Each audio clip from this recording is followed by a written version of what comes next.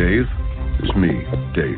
I know you want to shimmy in the sun with all your friends, but right now, seriously, don't. Hang out from home, where pants are optional. You can do it for America. You are listening to the Lucha Central Podcast Network. And now, Lucha Central Weekly.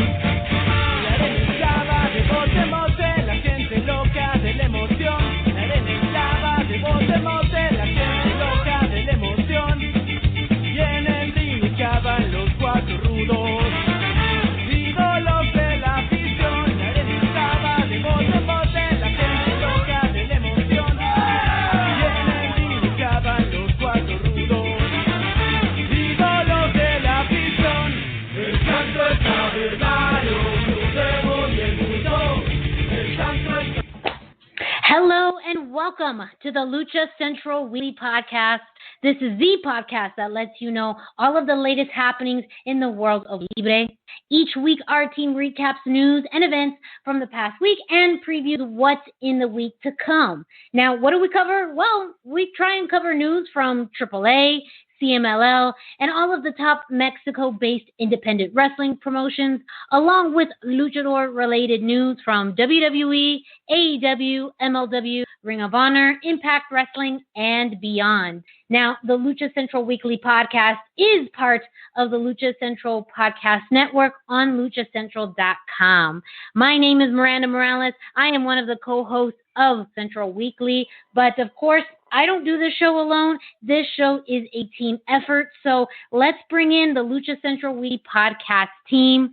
Introducing first, the dashing Dusty Murphy. Dusty, how are you?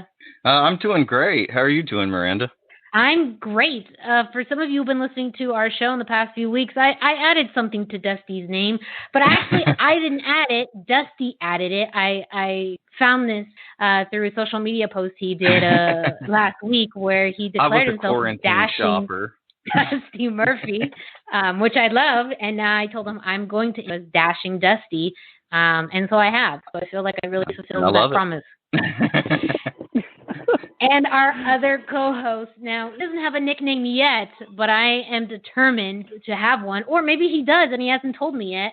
Brendan Barr. Hey there. How we doing? Good. So, I mean, I kind of warned you that this is how we were going to start the show on nicknames. Let's just get to the point. Do you have a nickname that I need to announce to you by? Because if so, me and the rest of the audience absolutely need to know.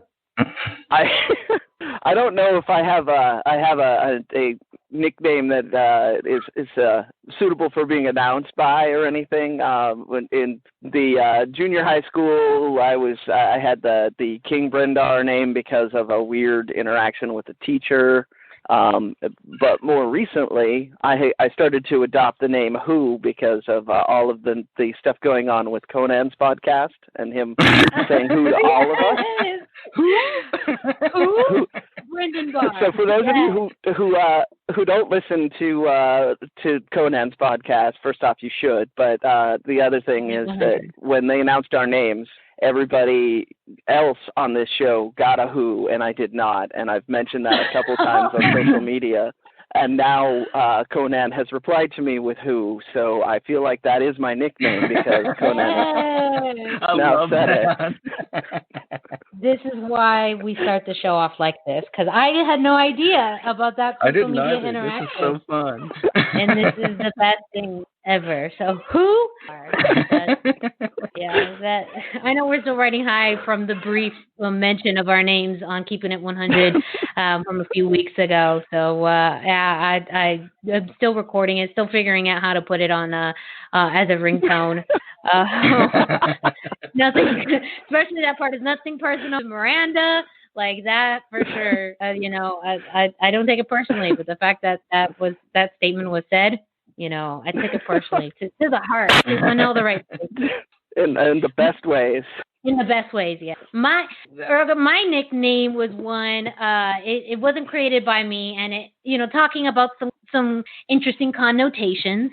I am known as the Queen of Soft Style, and that, for some people they listen to that and say, "What?" That even I mean, it is a play of words, a strong style, Mr. Shinsuke Nakamura. Mm-hmm. The queen of soft style is actually fairly innocent. It's all about my love for soft style. It's that style t-shirt that's extra soft and comfortable. Mm-hmm. Yes, you Mhm. know what it's about. You know exactly what I'm talking about. I just like to be comfortable.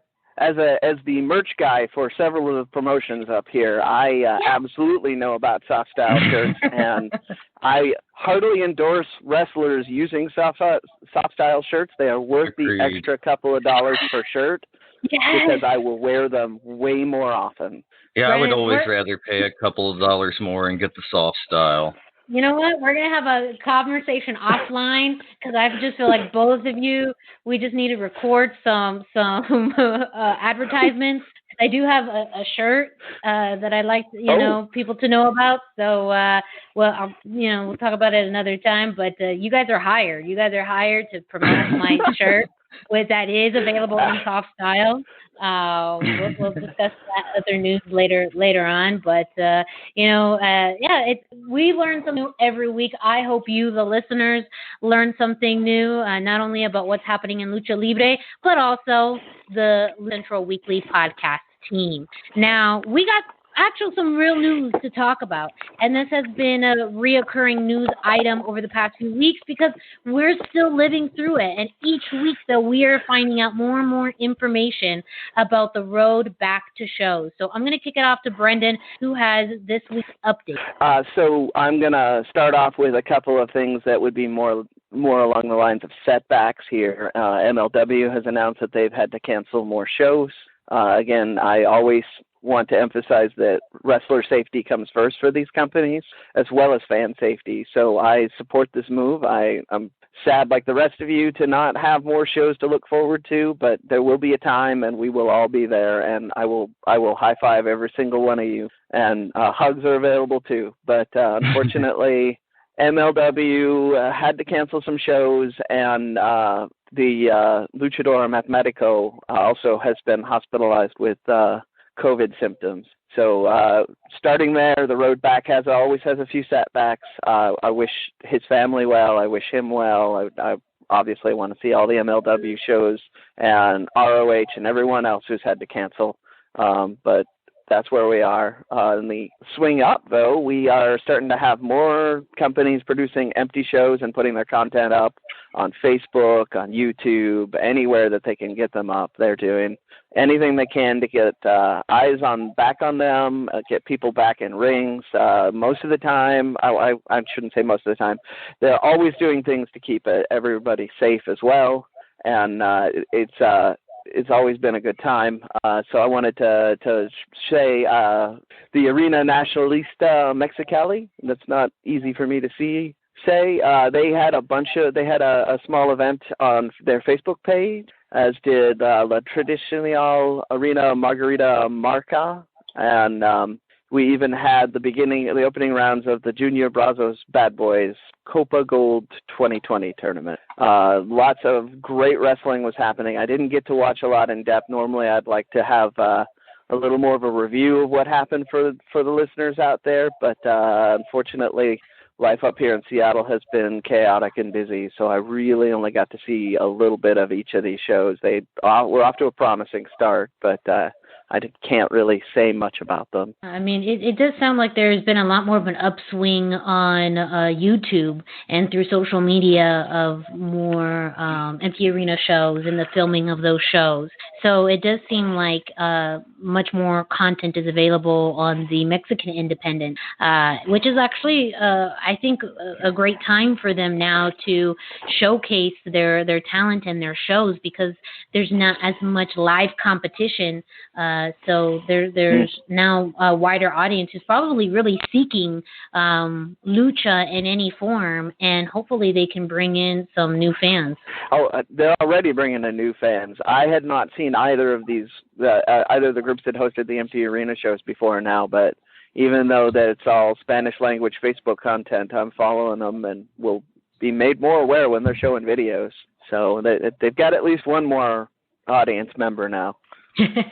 It's all the little things, adding up, and it's also a sign of the future. This may be more long term than we think, not only in Mexico, but just throughout the U.S. and maybe the world, with promotions having to produce more content for online than a live event setting.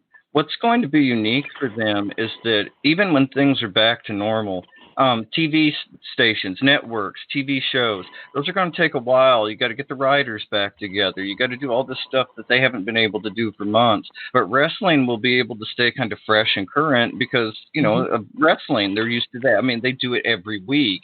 It's not a process where you have an off season like with a sitcom or a drama. So I think wrestling may pull ahead very quickly in terms of like live entertainment, because what else new live entertainment will there be? Right now that's wrestling. Like if you're interested in sports, it's basically your only option. Yeah. I certainly wouldn't complain about a few months of heavy wrestling content, especially if it's Lucha Libre that's made available more globally. Yeah, and this is the time as a fan, if you are much more familiar with a certain style or genre of wrestling, say more of the American style of wrestling, this is an excellent time to widen your horizon. I know for me, it's been a huge learning curve in learning more about Lucha Libre and all of its forms and all the big players, but it's been a fantastic time because you have sites like luchacentral.com, and this is not a cheap plug. It's a real authentic plug where you really get everything from the past and the present available to you, not only just on the main page, but through articles, through the YouTube page, to be able to view matches from every decade, interviews, lots of amazing content that will give you such an amazing insight into Lucha Libre. And you never know, you may find a video or a match that you like, and that's how you get into a new promotion or a new luchador.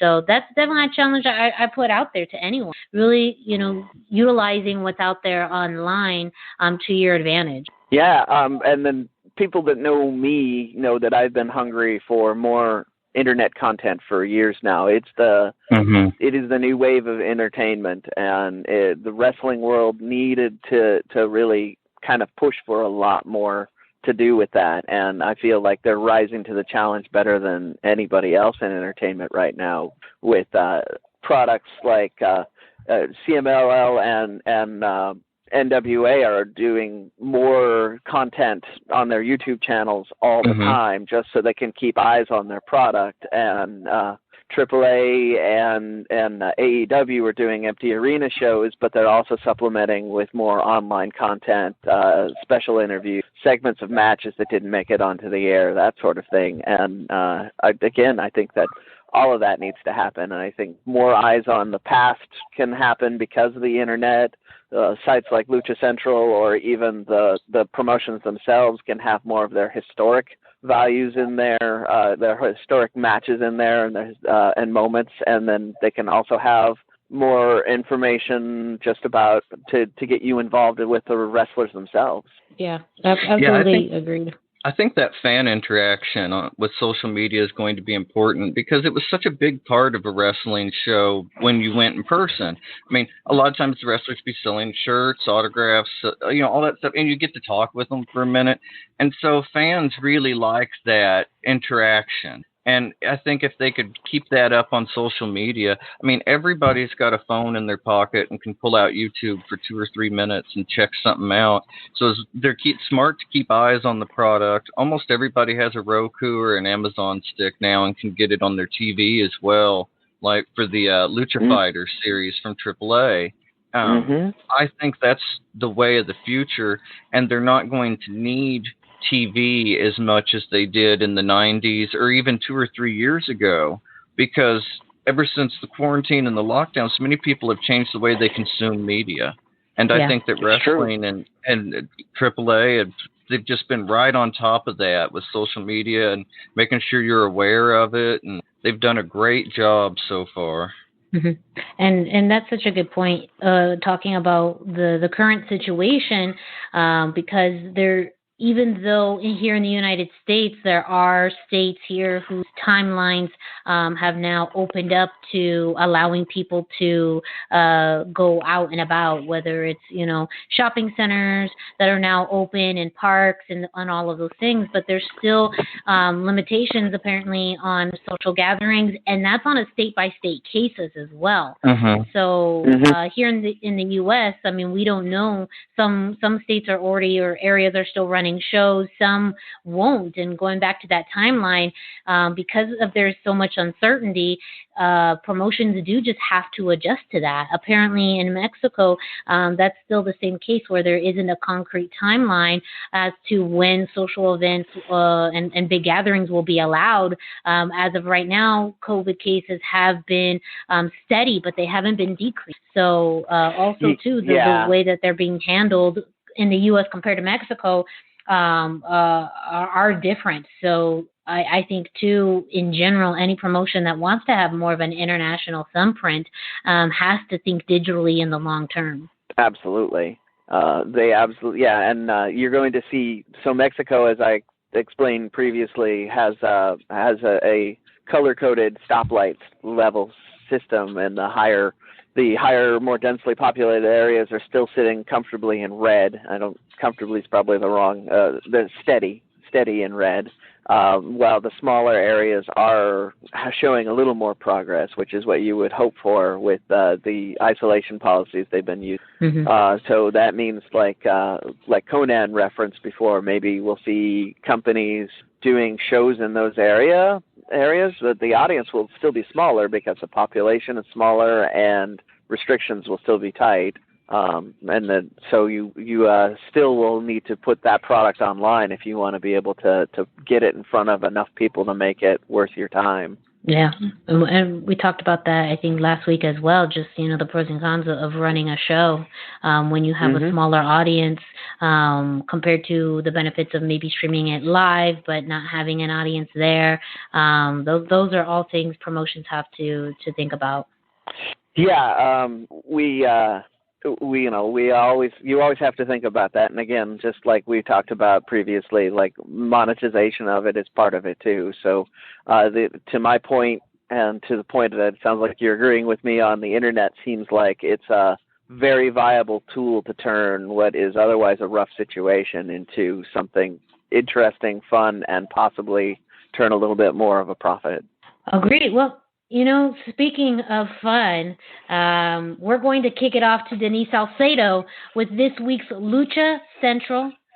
Hey everyone, it's Denise Salcedo here in Lucha Central with a look at all of the great shows available this week on the Lucha Central Podcast Network, where you can always find each show on its own or subscribe to the Lucha Central Podcast Network show for every show in one easy feed. Our Monday lineup will start its rotation over this coming Monday, June 8th, as Lucha Libre Figures and Facts brings you a brand new episode. In the meantime, if you missed any of the debut episodes of our monthly series, Lucha Libre Figures and Facts, The Masked Cast, and The Business of the Business, check them out this week.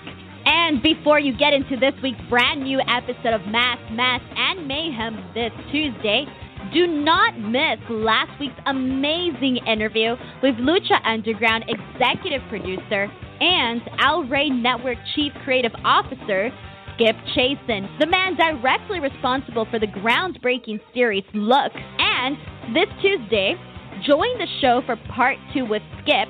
Thursday on Straight Out of the Bodega, Papo Esco and Gabriel Ramirez are joined by Marcus Mack, promoter of All Pro Wrestling, as they talk about the early days and legacy of Roland Alexander's APW, the eventual takeover by Marcus after Roland's death, and much more. Also Thursday, and in Espanol, La Mesa de los Márgaros returns to bring the show's unique mix of Lucha Libre news, opinions, and comedy to the Lucha Central Podcast Network lineup. This week, pulling up a seat at the table will be luchador Crazy Boy and leading Lucha Libre journalist Apollo Valdez. On Friday, The Lucha Central Podcast Network brings you Lucha Central Weekly and Lucha Central Weekly en Español. Get all the latest updates from Mexico as AAA and CMLL prepare to return to action, and the most newsworthy notes on luchadores across the globe, including a look at the Rey Mysterio retirement angle from WWE's Monday Night Raw, and the NXT Cruiserweight title tournament finals. Will former CMLL, AAA, and Lucha Underground star Hijo Del Fantasma capture his first WWE gold? Be sure to subscribe and follow all your favorite Lucha Central Network series on your favorite podcast platforms. And please be sure to give a rating and review to help more fans find the shows that you love. For now, this is Denise Salcedo signing off from Lucha Central Central. Have a great week. And once again, a big thank you to Denise Salcedo for covering Lucha Central Central. And as she stated, this podcast, as well as many others, are part of the Central Podcast Network. All of these podcasts are found on platforms such as iTunes, Spotify, Podbay, and Speaker.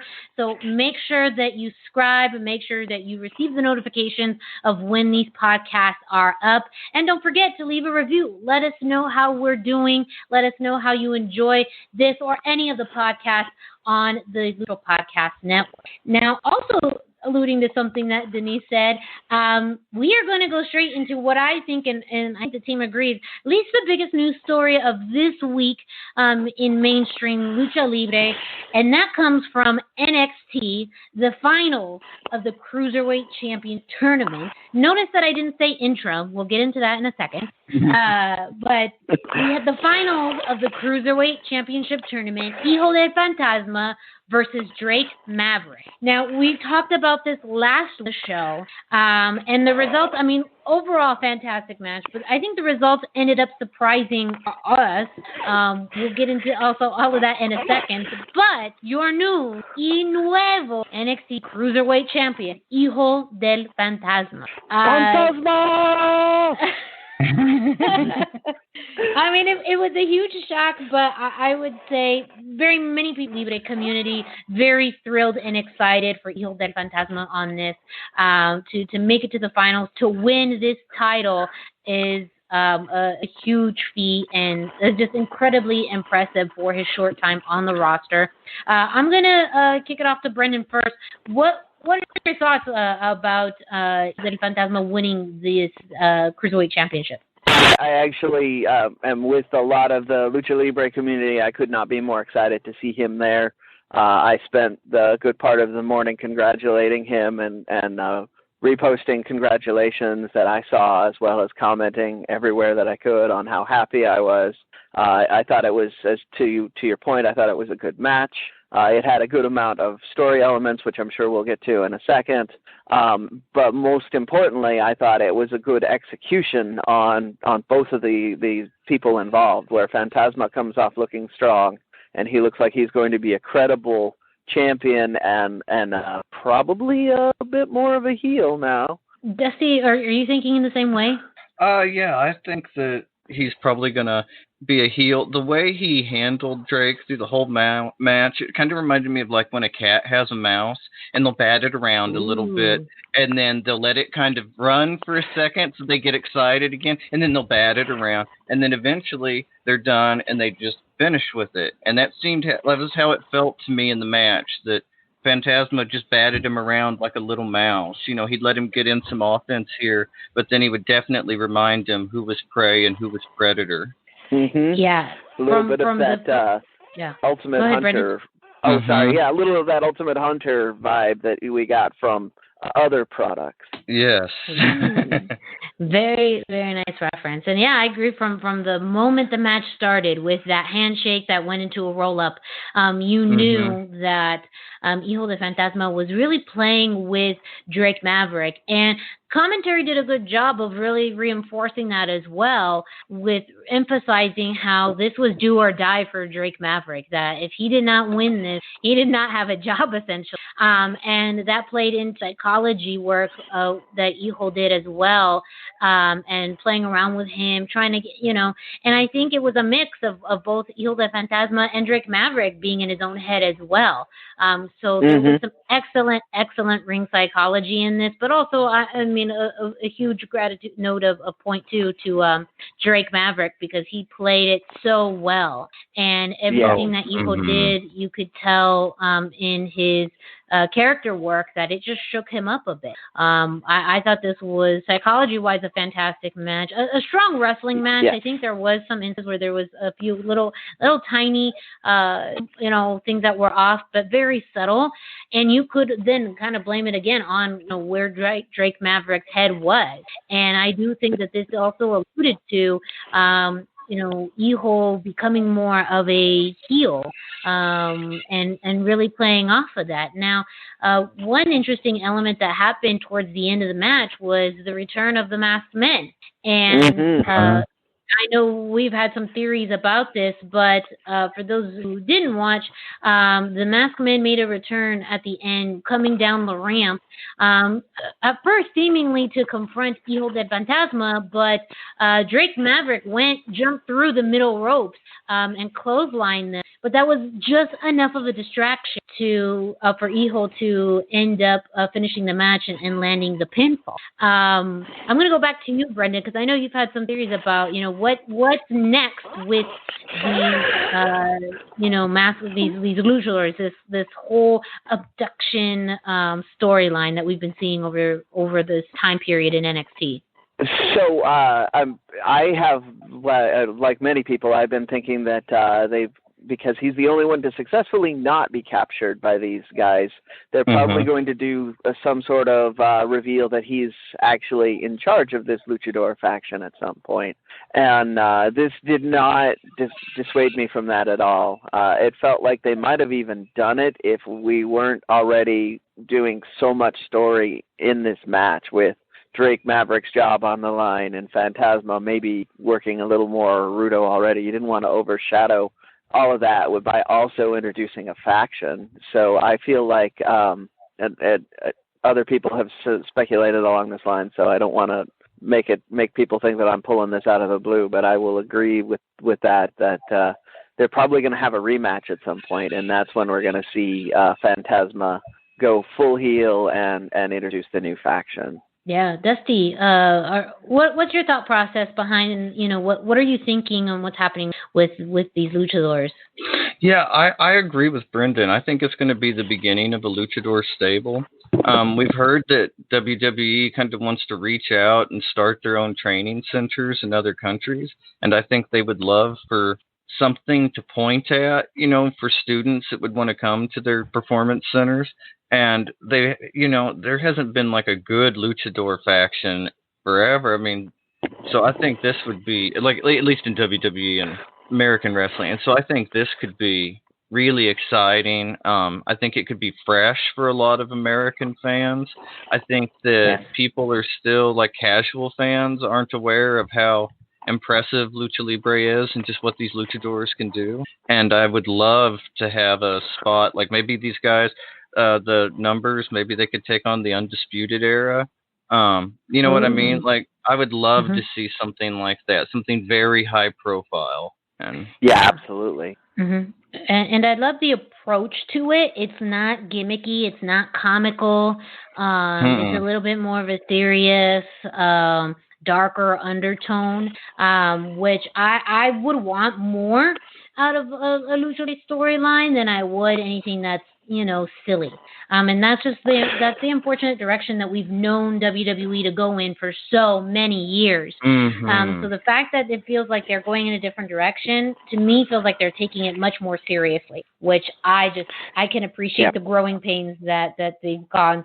Now, it's still very early, so who knows what turn into, but the way that they've addressed it and the fact that it's NXT gives me hope that it's not going to be, even in its worst day, NXT really puts character development and wrestling first, and they make that a priority in everything that And that is one of the things I've always respected about that brand, is I know that exactly what I'm getting, and seeing luchadors and lucha performers in that brand gives me a lot more optimism that I'm going to get a good match at the very least out of some of these guys. We're going to get like a Cruiserweight or NXT Championship run out of somebody, and it's going to be attention grabbing and on point. Yeah, I'm fairly optimistic with that.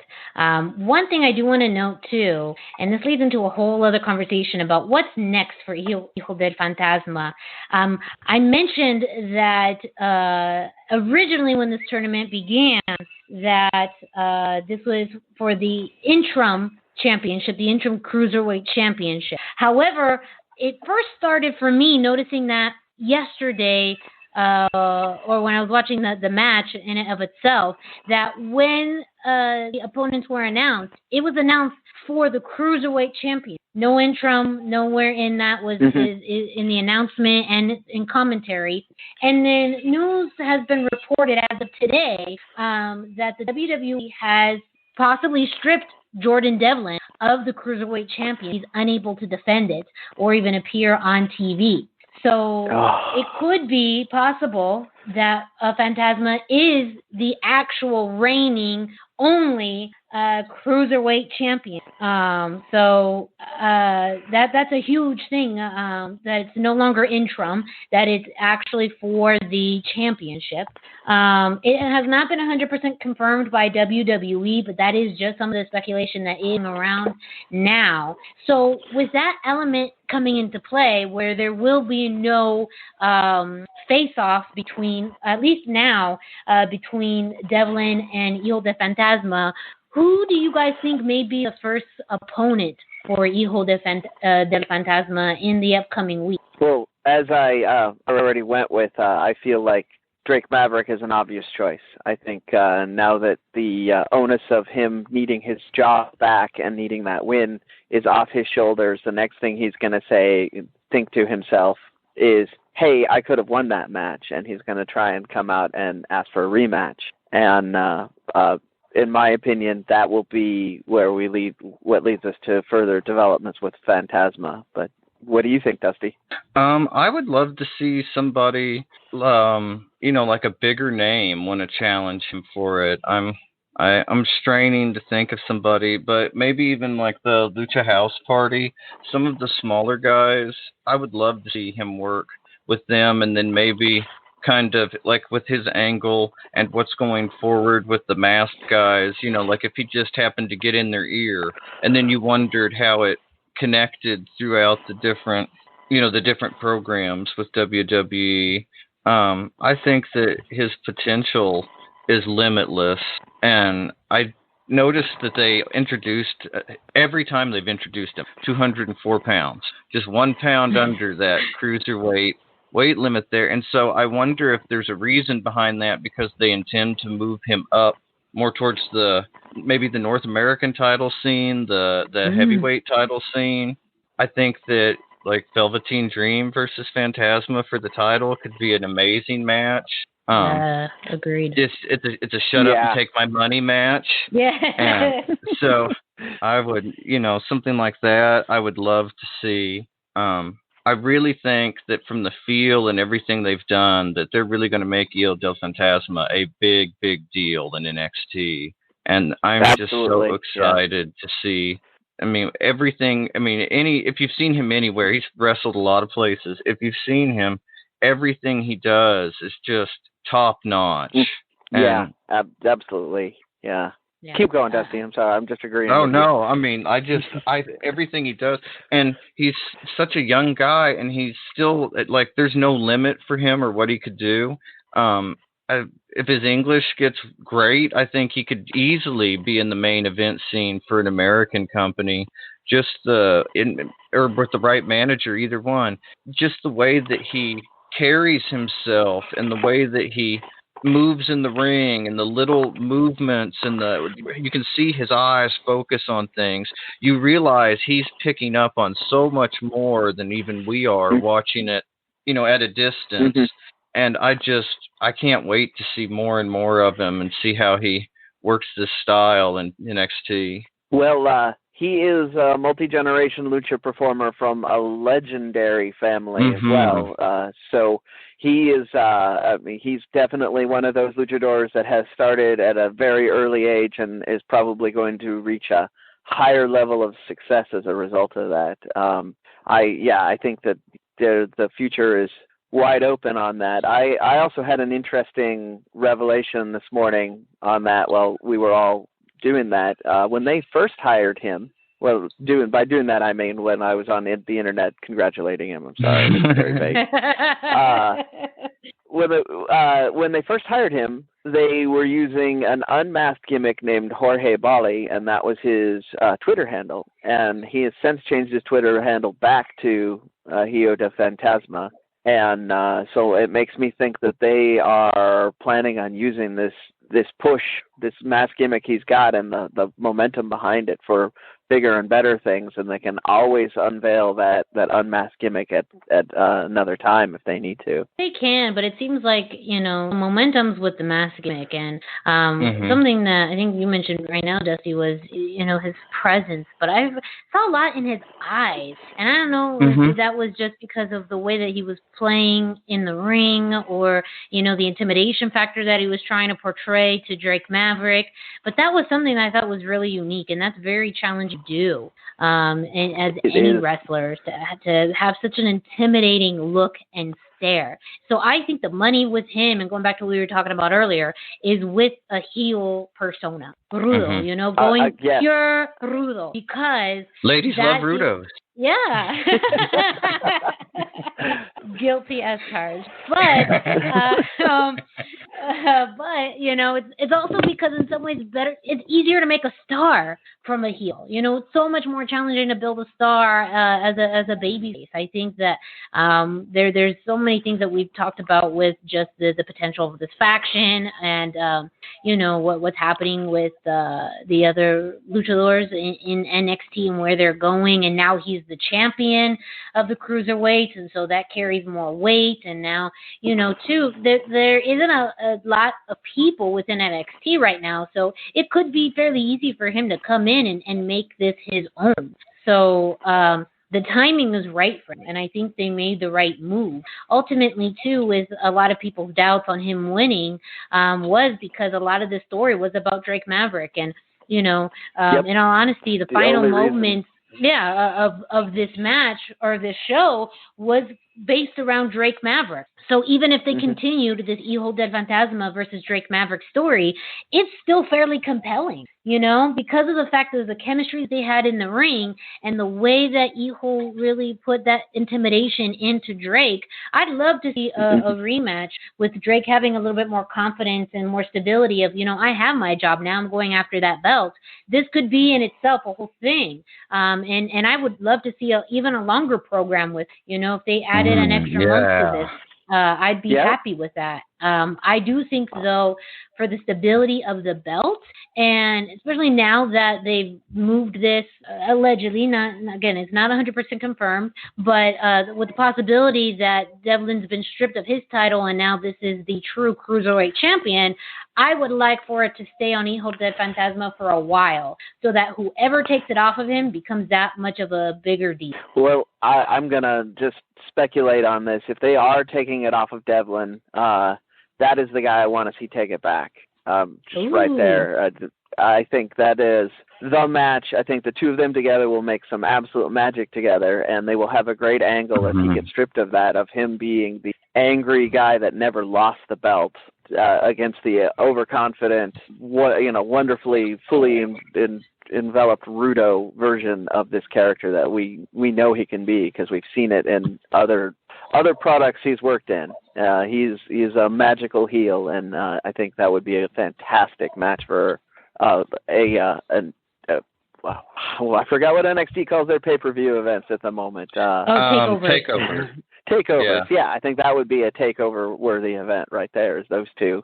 And unfortunately, the way the world is, that would be months down the road. So to your point, Miranda, that would be a great way to do it, is have him treat it like it's his own title, but hang on to it until Devlin's ready to come back, and then have that match. Yeah, that would be have Devlin show up with the belt and have it like that. It writes itself. It's perfect.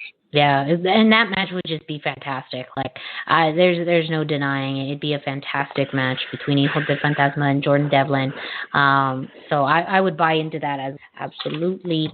And I think this was also, I know there was a lot of buzz online as to why this wasn't on TakeOver in Your House that's happening this Saturday, and they had it on NXT. But to be honest, when it came to deciding whether I was going to watch AEW or NXT, especially that last half hour, I was glued to NXT because of this. So I think it was a good play, a good call for them to have this on TV. Yeah, no, it was, if they were worried about ratings and ad revenue, then this was the match to have on TV, and that will put more eyes on that In Your House pay-per-view event this weekend too, because if they're going to do that on TV, people are going to want to see what they're going to do at that event. Now, we are going to segue from NXT to Monday Night Raw. I know a little bit out of order, but I mean, how can you not start the show with Hijo Del Fantasma winning the Cruiserweight Championship? You have to, or why are we doing this? Also, because, maybe Rey Mysterio's retire announcement wasn't all of that living up to the hype, but I'm not going to go into it. Dusty, I'm going to let you run us through some of the things that we saw this week on Raw. Yeah, last week on the podcast, it was kind of breaking news at the time that Seth Rollins would be hosting the retirement ceremony, so that kind of gave us an idea of what to expect. Then this past Monday, we saw Seth host that retirement video, and it started out like a regular retrospective, showed him winning the heavyweight title, all that. But then it went into Seth driving his eye into the steps, and Seth was talking about how Ray's retirement and stepping down let Seth become the leader he knew he should be.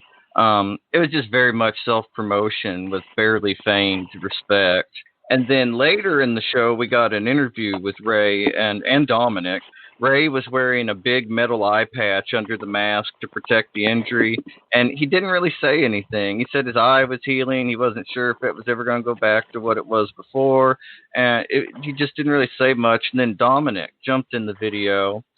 Dominic has a lot more confidence in his body language and his speech than when we saw him with Cain Velasquez and Brock Lesnar. He really looked great, and he told Seth it was going to be an eye for an eye. So seemingly that sets up a match between the two. I know we've talked about Ray possibly wanting his son in the WWE and that he'd stick around for that. Brendan, do you think this is a sign of that? And do you think that he'll end up siding with Ray or siding with Seth?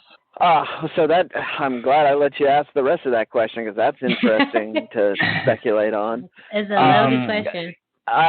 So based on the performances we saw, this Dominic was absolutely the star in both of the promo spots. He was the one whose body language was believable. The going biblical and an eye for an eye line was delivered. I mean, I don't want to say perfectly. I don't want to overly praise that, because need to keep him humble. Young, but it was it was good. I believed it, and based on that, if I were a person in power, I would want that person to have more storyline and angle, because he's the one that really showed up for it. As for whether he goes with Seth or he goes with Ray, I think that there's a very good chance that he has some backstage confrontation with Seth, and then they have a conversation, and we get a week or two of teasing about what's going to happen with that. Yeah, I think that's pretty likely as well. And also, if he joins Ray, then they're going to need to add to a stable, because right now Seth has Buddy Murphy and Austin Theory. And so, he would just need another member. 2-on-3 isn't it going to work? They're always going to be outnumbered. Yeah. And after this Monday's matches, Miranda, who do you think is going to be the most likely third member for now? Good question. I think based off of the culture and history, it makes more sense to have like a Humberto Carrillo there. It also sounds like it also could be Aleister Black, but again, that to me that's somewhat of a harder sell. But based off of them being there to fight against Seth and Austin and Buddy, I think those are probably the two best contenders. But my logic is leaning more towards Humberto Carrillo. And I agree. There's lots of ways that they could play around with it. I just wanted to note too. Think about it. If you take an F5 from Brock Lesnar, I think just automatically doesn't just turn you into a man. Like, he had to grow up after multiple F5s. So he's seen a part of the world, part of life that many people don't see, especially that young. I'm trying to think of who's the youngest person who's ever gotten an F5. I can't remember. I think he may be. From Brock Lesnar. I think you may be right. He's younger than Randy Orton was when he started, so almost definitely. Exactly. And I just got to think for a second, like, wow, you've just gone through transformation, because I loved that promo. I loved, the intensity. It didn't feel played out. It felt genuine. But now it's giving me a million plus ideas as to how this could evolve, because I know we've also played around with the thought process of, eventually Dominic turning on Ray. I think beautiful, and that's sad. It's beautiful by what I'm going to describe. But I guess beautiful storytelling if he kind of betrays his dad the way that Seth betrayed the Shield, because they ended up putting that on, I believe, YouTube to commemorate. I believe that happened today or this week in WWE history when Seth Rollins betrayed the Shield, especially with this Messiah gimmick. If there's a way that eventually Dominic, takes a chair to the back of Ray, almost the full circle of how Seth betrayed his family, his friends, and doing that over again. I mean, that would be rich storytelling. And I know WWE is not known for that. That's not their forte, but they do have some really interesting parallels and stories that they're telling in general with just the family dynamic of Ray and Dominic. You have a whole history with Seth Rollins and his ups and downs and his friendships and his family and all of that. So it just got me thinking about what some fun things, how to approach that would be. But, I mean, ultimately, Dominic is there, I think, to add more to the story than Ray is, which I think that surprised me most out of when we were thinking about this retirement announcement. We were talking about all different ways that this could happen. I don't think Dominic really being that heavily involved in the announcement, one of them. No, definitely wasn't in the top of my ideas for sure. Yeah, I think that whatever they do with Dominic could be really interesting. If it is building to an eventual retirement match, Dominic versus Ray, like retirement match, that would or winner stays WWE, however you would frame it. Like, I think a match like that could be incredible, and the storytelling, like you say, could be so rich and so deep, and the legacy and how many, the family of wrestlers. And I just think that it would be so good and so interesting, in a way for Dominic then to wear the mask if he wanted to. And then he wouldn't have to if he wanted to. That's what I was thinking, is in that retirement match, it's winner, not only does loser leave town, winner takes the mask. And that would be it. It would be unique. Like, Lucha Libre has mask versus mask all the time, but it never has it been for the identity. Yeah. So it would be really unique to have that, and a fantastic thing. And yeah, Lucha retirement matches usually are not not on that scale. So yeah. Well, and that's the other thing. In Lucha, nobody ever really seems to retire. Like, I mean, Conan famously lost a retirement match at Triple Mania, but it was just to set up an angle with Jake the Snake. He was back in like 4 months. And like Mil Mascaras and Dos Scars, they were wrestling last year in a tag team match in Japan. And I think Mil Mascaras is like 80 years old. And I mean, I cannot think of anybody who retired and stayed retired, but in their lifetime. In my research, I can think of exactly one person. That's Frey Tormenta.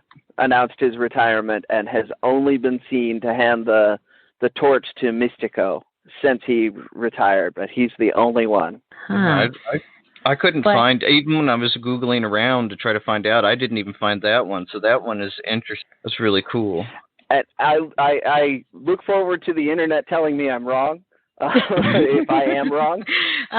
Internet. Yeah, 321 T-shirt guy on Twitter, let me know how wrong I am if you have the right answer.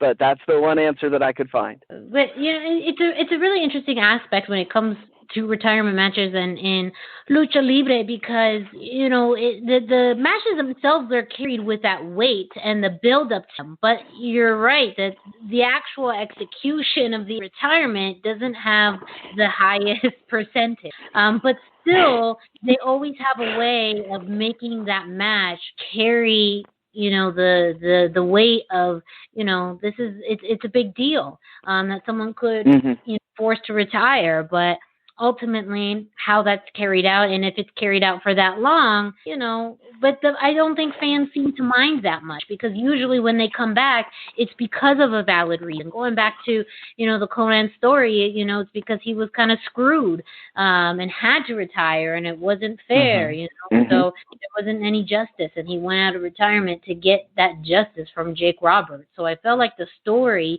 helped carry, why it was so okay for him to come back. And, he had a super lengthy career after that too. So no one seemed to mind that.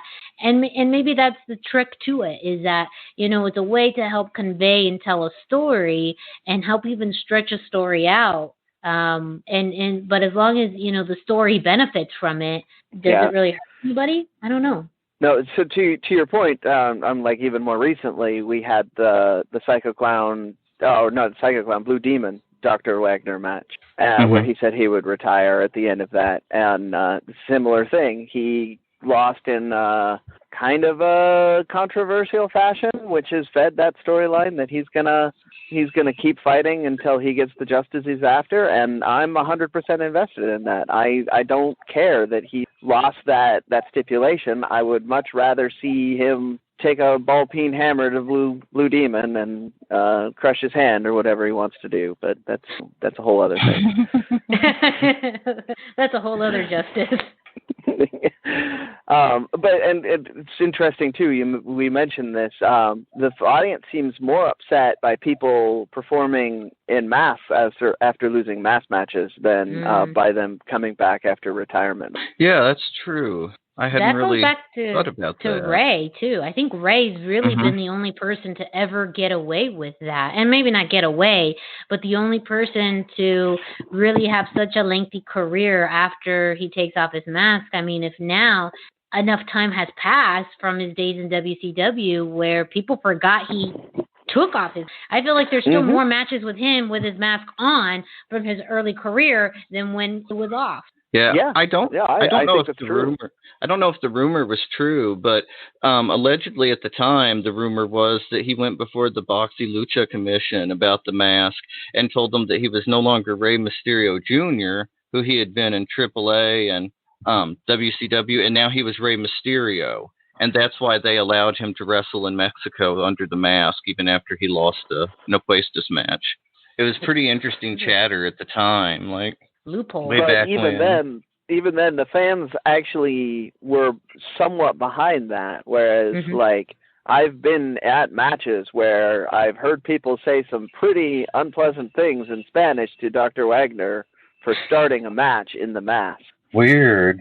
Huh. The politics of Lucha Libre are deeply interesting, but also confusing. It's hard to unravel everything like that. That's just a fan thing. Like, every fan's gonna have a different opinion on that. Maybe that was a Blue Demon fan that thought he was disrespecting that mask match. I don't know, because I don't speak enough Spanish to know all of what was said. Well, I think it's an element of the equivalent of kayfabe. Kayfabe is the same no matter what language you speak, and masks are an element of kayfabe. And when that gets broken, there's that layer of storytelling that does dissipate. And when you find out who's under that mask, it is a bit of, finding out that Santa Claus isn't real and, those elements. We do live right now in a time where line between real life and kayfabe is, a lot more clear. But I think, too, traditionally in Mexico, because of the aspect of the mask, there's still a pretty big line where you cross kayfabe and not kayfabe, and masks are a part of that. And I think it's an aspect of respect for the culture and for lucha libre and for the fan. So that could be part of the psychology behind it as a fan, that it's also a sign of respect. I don't know personally, but that sounds very plausible to me, because it is, to everything you said, it's just they're emotionally invested in that part of the kayfabe. There's so much more of a mystique of a mask versus match that they absolutely want that to be something that it carries through. Unlike a retirement match, to bring us back around, where they would still rather see the wrestler, so they're willing to kind of let that go. Yeah. Well, next time you hear someone yelling in Spanish, just record it and send it to me, and then I'll do the translation, and I'll let you know what they said. Okay, as long as it's in work-friendly words, because I'll probably be doing that while I'm working. Okay, yeah, no, I'll, bleep things out, or, substitute a word.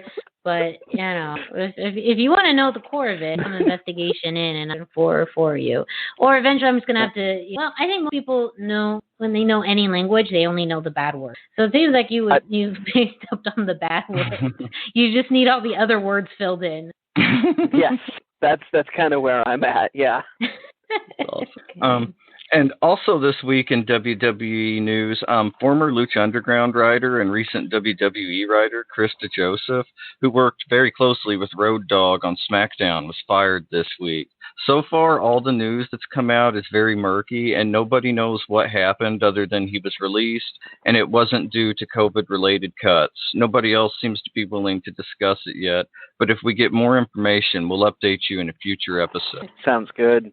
So, moving away from WWE completely, we have this week's news with All Elite Wrestling, AEW, from Brendan. All right.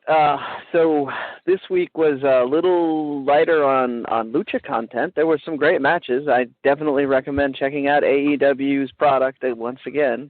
But the big story was on the internet again, where Cody has said that he is willing to defend his new TNT title against anyone, and then someone asked him on Twitter if he meant anyone, as in like any indie wrestler, and he said yes.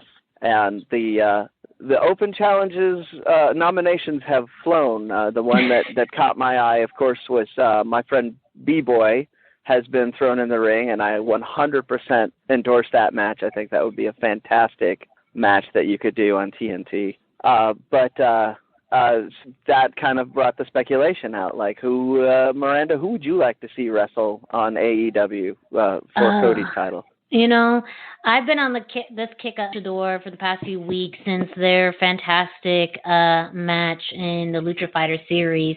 And also, based off of his match this week with Jungle Boy, I believe that these two wrestlers have fairly similar frames and sizes. And but this individual just has luchador has such an amazing high-flying set of skills, and that's Hijo del Vikingo. I was just blown away by his performance in the Lucha Fighter series, and I think he has a very kind of similar stature and size to Jungle Boy, and that match was pretty good. I think that he could have just a fun time in the ring with Cody, and he would just do things that would leave an American audience in awe. Absolutely. It would be a star-making performance to have him in front of an American audience. And I think that that's part of the point of this, I know a lot of people have compared this to other types of open challenges. And at the core, at least those that we've seen more in the past few years, they do as much for the challenger as they do for the champion. And I do see that being the intention behind this.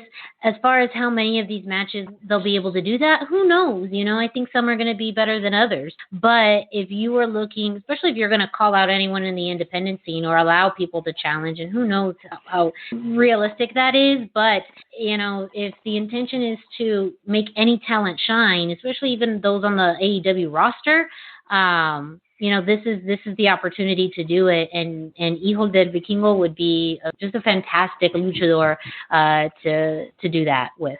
Yeah, I agree. He would be fantastic, and the match would be amazing. It would be a channel turner. People would probably be on the internet saying, if you're not watching this right now, you need to get on TNT and watch this match. How about you, Dusty? Who you got making that open challenge?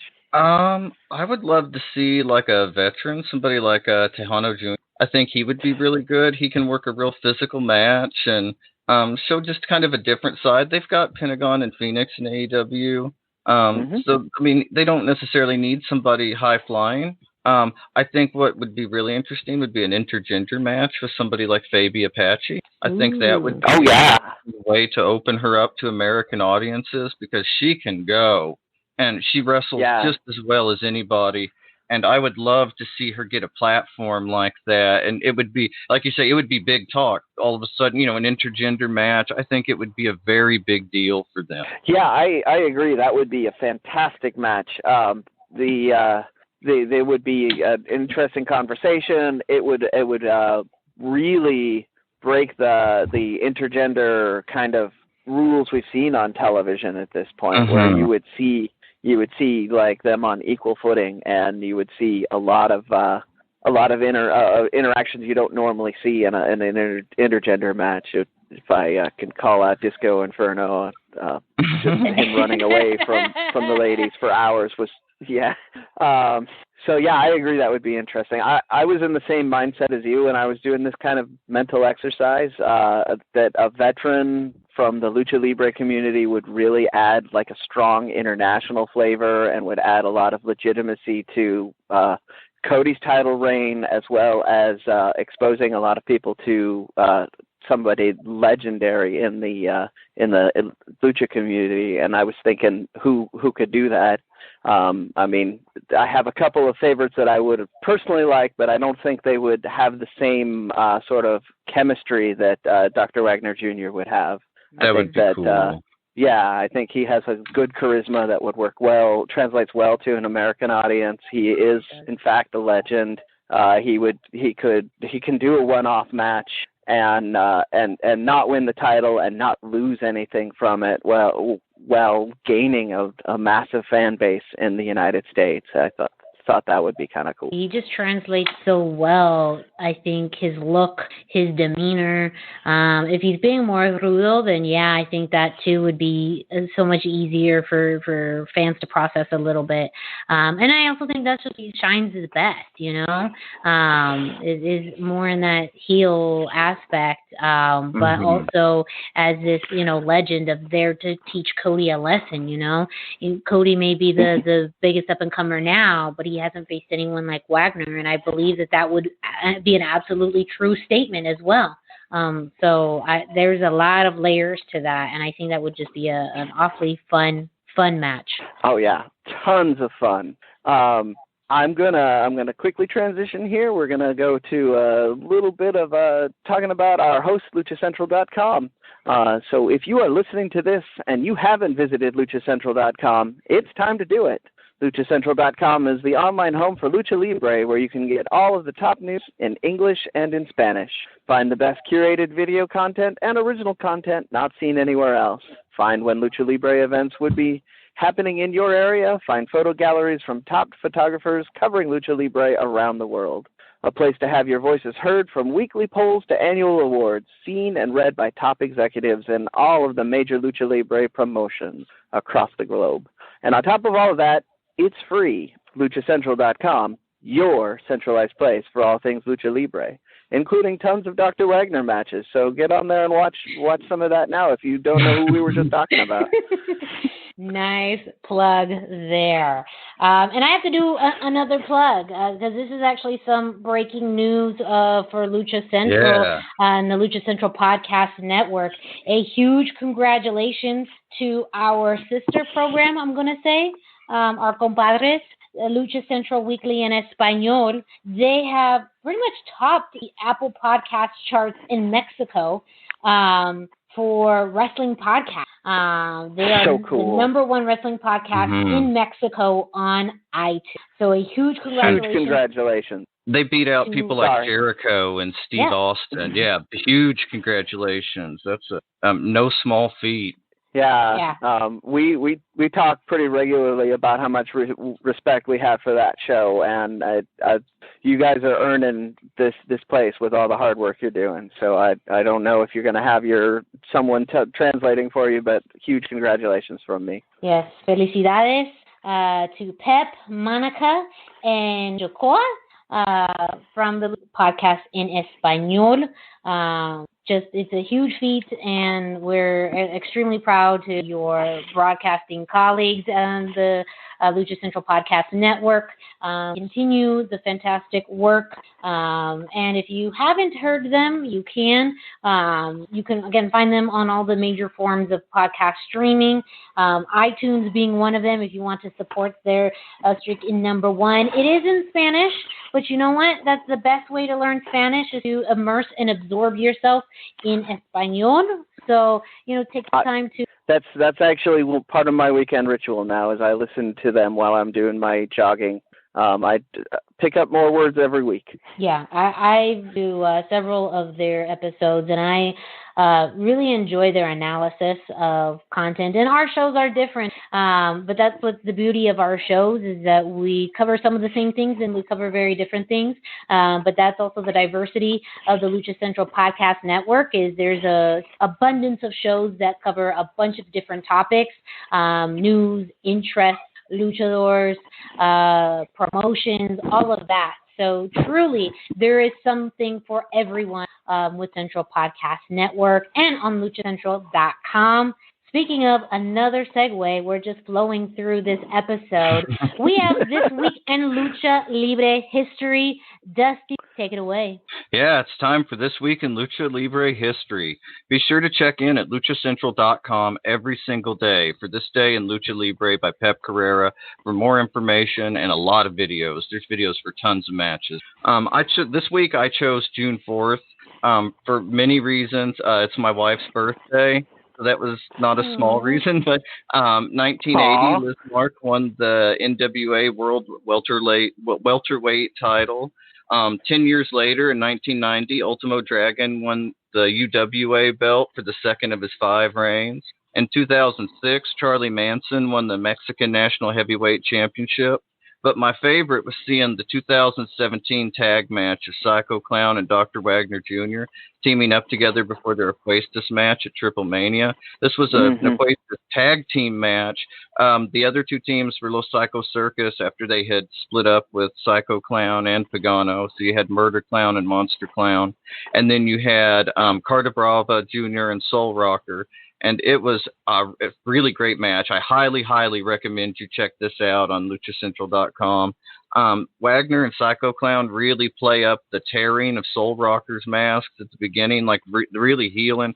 And then all of a sudden, screwdrivers come out. The people are being stabbed with screw. It's nuts. I mean, it was so good. Okay. And it was like the perfect lead-in for to advance the story between Psycho Clown and Dr. Wagner for their Apuestas match at Triple Mania. And the respect between the two was so obvious in the ring, and it was a great match. I ended up watching it 3 times in a row because I picked up something different from it every time. Just little things, like little looks they would give each other, or some of the tag movements. It was really incredible how well they worked together, given that they were just a couple months away from their own Apuestas match. Yeah, it's a great match. You also get to see Murder Clown, absolute monster in that match. Oh, yeah. So, it's easy to forget how big Murder Clown is, but he's humongous. I mean, even Psycho Clown's pretty tall, but Murder Clown, I mean, yeah, he's like a giant. And he seems impossibly strong. Yeah. Those are big shoes to fill when you're named Murder Clown. So. Miranda. Sorry, Brandon. Go ahead. So for This Week in Lucha Libre History, I picked June 1st. And back in 2014, El Torito, also known as Mascarita Dorada, won Hornswoggle's hair in a mask versus hair match at WWE's Payback pay-per-view. This was in the Allstate Arena in Rosemont, Illinois. And I know for the diehards, probably thinking this is not lucha libre, but it is. It is. Yeah, it's an opuestas match. Yes, it's an opuestas match. It's featuring Mascarita Dorada, one of the most famous mini luchadores in history, really. Working a legend. Working in AAA, CMLL. His time in WWE was really just, that recognition from the American audience. The U.S. audience really didn't know anything about him until his time with WWE from 2013 to 2016 when he teamed up with Los Matadores. And one of the reasons I actually picked this was more in learning about El Torito's or Mascaritas Dorado's time in WWE. Orlando Colon, one of the members of Los Matadores and Shining Stars, he was in an interview earlier this week where he talked about his time in WWE and as part of the Los Matadores gimmick, how they brought in Mascarita Dorada, and just the fact that they were very excited to work with him because they knew of his legacy and history, but also a bit of the frustration that they had, not only both Primo and Epico, but Mascarita Dorada had with WWE in the way that they were utilizing. And Orlando went into details about Mascarita going to the writing team and the producers to try and advocate for himself and try and do more in the ring, and how they weren't having it. They really just wanted to keep him in that mascot role. But when Hornswoggle became part of 3MB and they had more of an equivalent luchador or wrestler for him, that's when we got to see some very cool matches between the two. One of them being this hair versus mask match, and of course, how can one forget WLC? But they at Extreme Rules, and that the Extreme Rules match was prior, so this was the follow up to it. But it's still what people do this day. But it also did seem a little disappointing that WWE either know how or decided not to utilize Mascarita Dorada in a more predominant way. Yeah, that's some interesting stuff to hear about.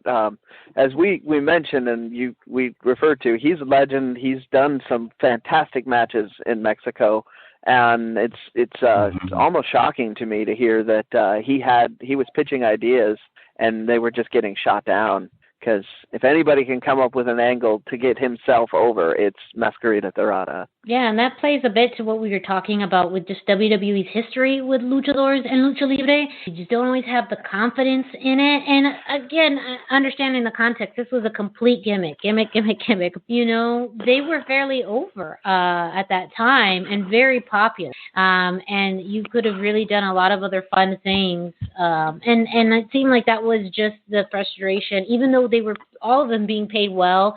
You had, one of the best mini luchadors in the entire world on your roster, and you just, don't do very much with him.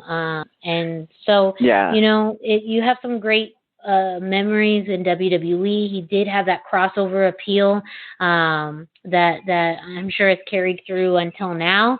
But ultimately, too, it's also that hype of, you can make it to the biggest promotion in the world, but it may not always be what you think it will. It's true. It's very true. I remembered while we were discussing this, some of the rumors around that whole gimmick that they were doing was so that cynically they could undermine the ole, ole, ole chants that were happening in other promotions, which just tells me right there that if their only goal is to cut the knees out from somebody else, they're not really pushing to get them up and above. Yeah, correct. And I'm listening to that whole interview with Orlando, too. I mentioned to you guys offline about the evolution of them after the Los Matadores gimmick with Epico and Primo into some other things. And that's just one thing, especially as a Puerto Rican, that has just not sat well with me, how they were treated as far as the gimmicks being treated as a caricature of, a nationality. And that's a whole other discussion for a whole other day. But he, Orlando had some really nice things to say about the company. And also one of the unique things that he did say was that, he and Primo had an agreement with WWE where they can continue to work in Puerto Rico while they were still signed with WWE, which is why we didn't see them.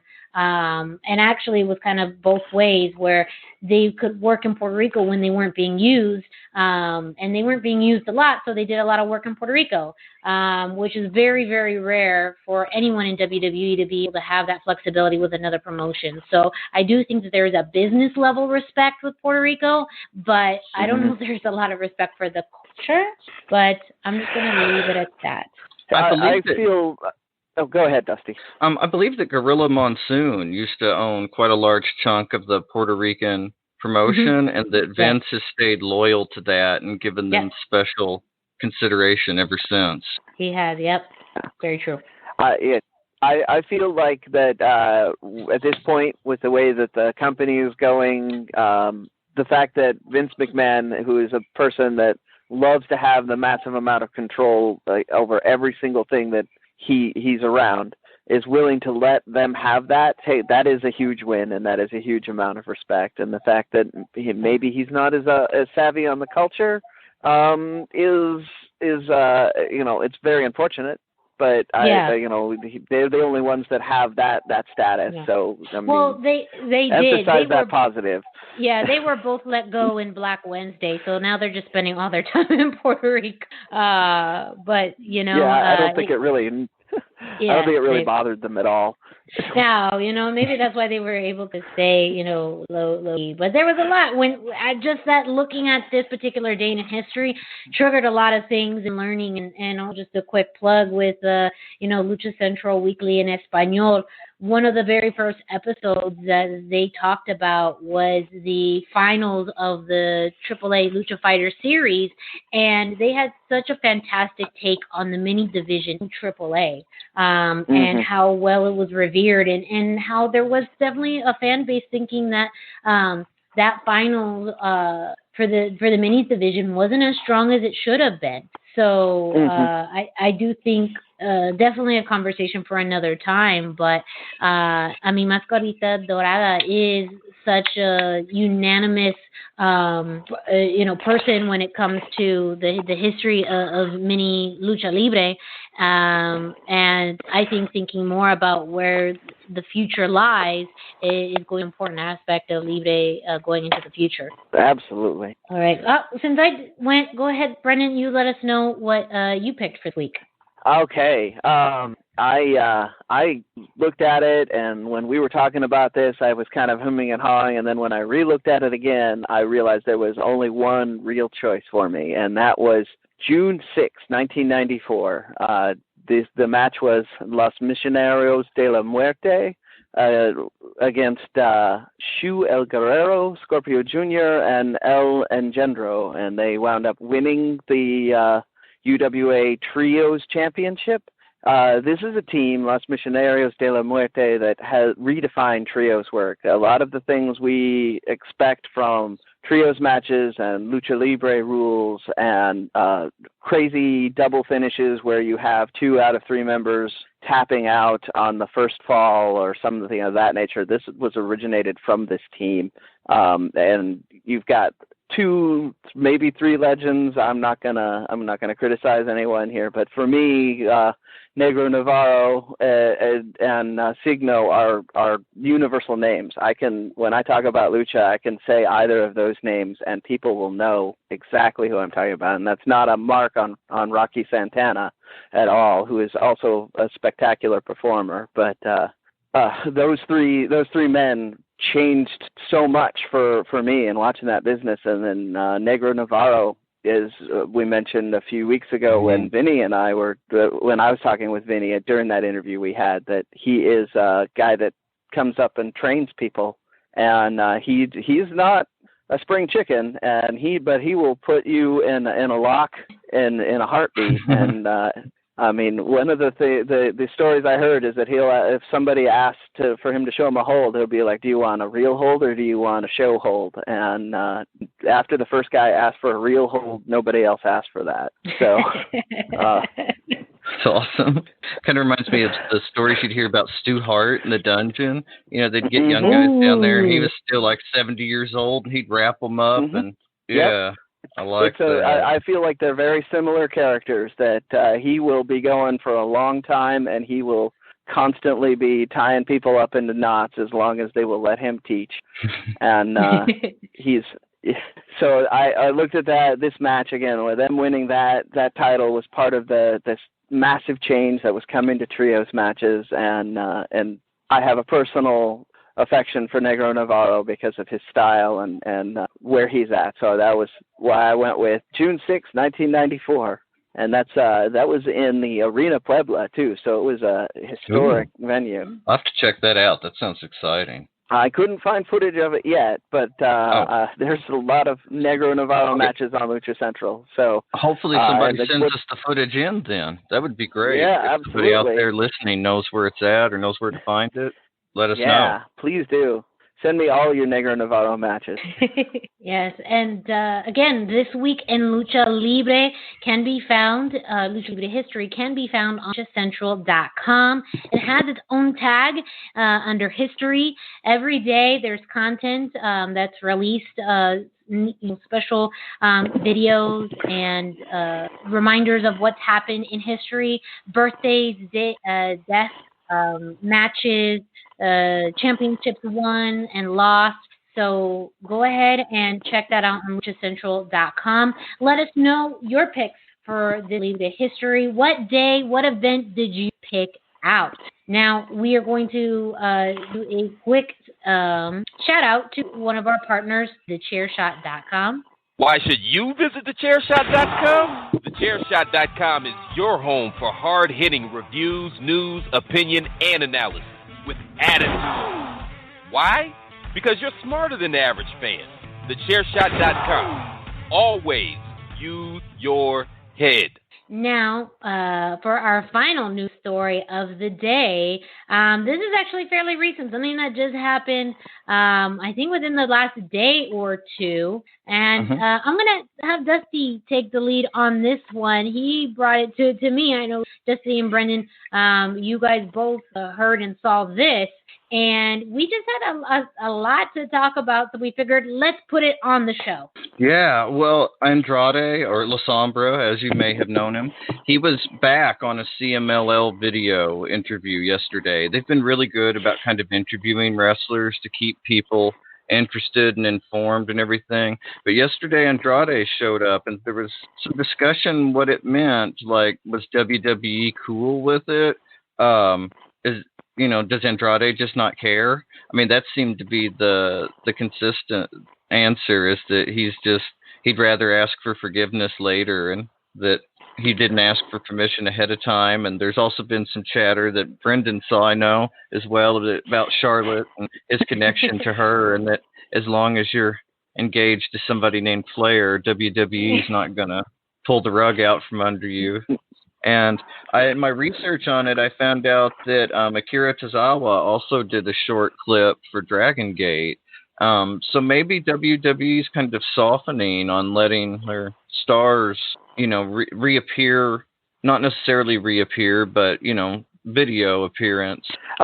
Also, they commented that the agents that are supposed to tell them not to do that were probably all furloughed, so that it may just be that there was nobody to slap them on the wrist for doing it. Forever ingobernable. That's literally the definition of ingobernable. Really, that's a fair point. I'm to tell them.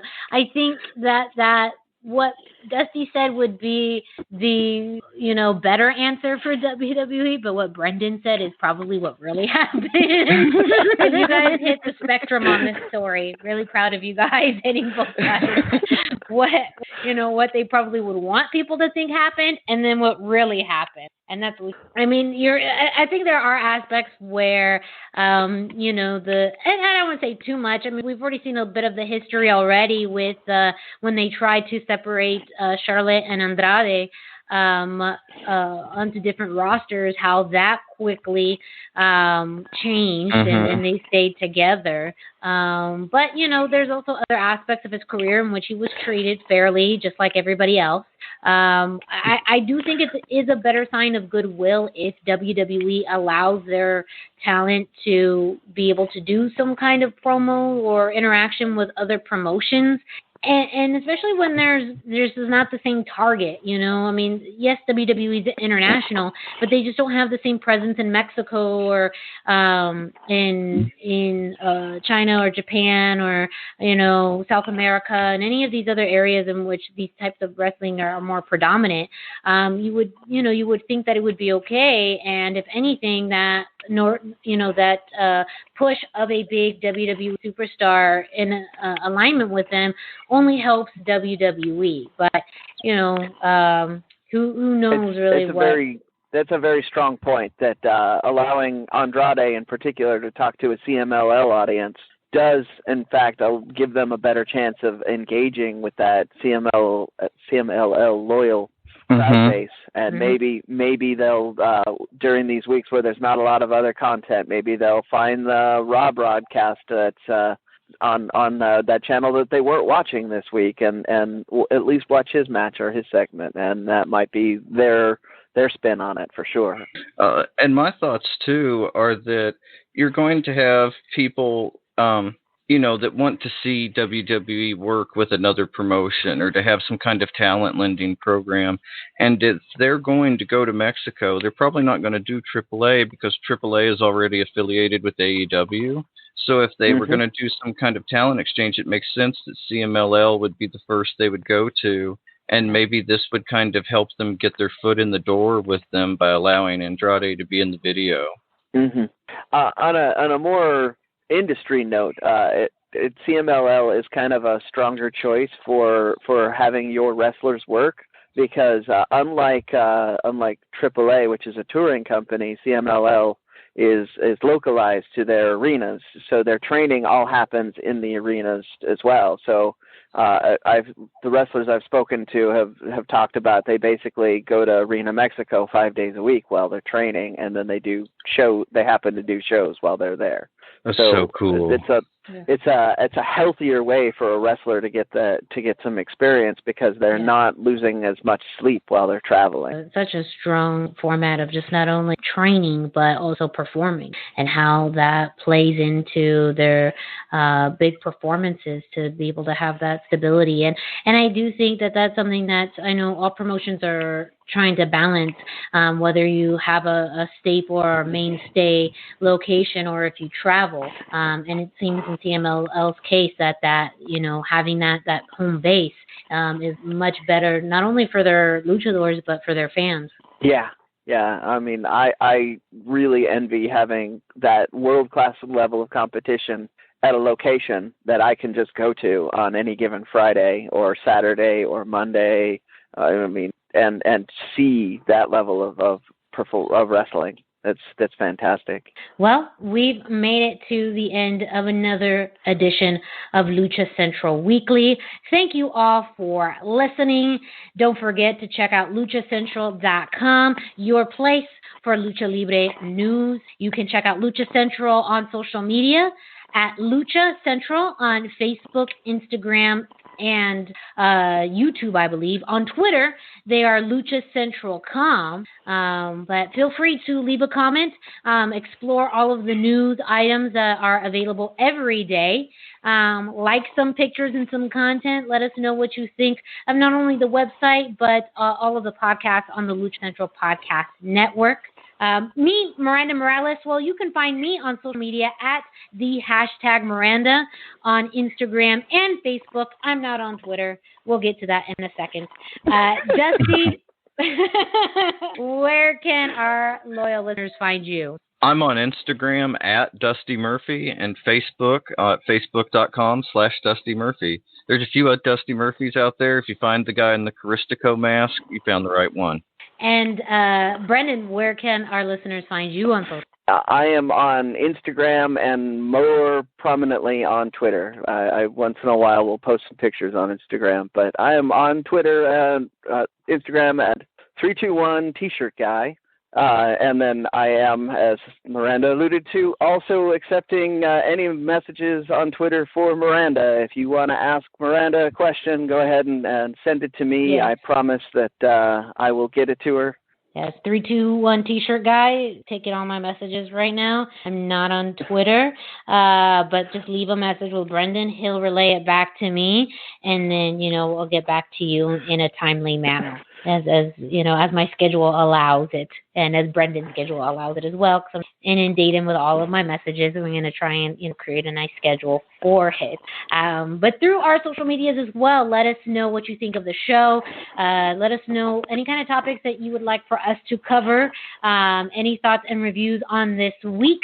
Also, an update from Brendan. Do we have any more additional ideas from listeners onto our trio's names? I haven't gotten any new ones yet. I really hoping that some of the people that have been a little more quiet are going to come firing out with some this week. But so far we're still a little empty, and we just have the two from the one listener. All right. Well, everyone, step up your game. Let us know what should be our trio's name. This cannot be a Lucha Libre podcast with a trio, co-host without a name. So feel free to leave your suggestions on social media for us, because, hey, who knows? We may not only read it live on air, but your idea may be the idea. Your name may be the name. I want a T-shirt. Yeah. I want a T-shirt with our trio's name on it, so give us some good ideas. The sooner you all come up with our name, the sooner we can get T-shirts made. So thank you all again for listening to this week's show. We will be back through all of the same forms of media and podcasting, streaming that I've mentioned throughout the show. So please stay tuned, and you guys have a fabulous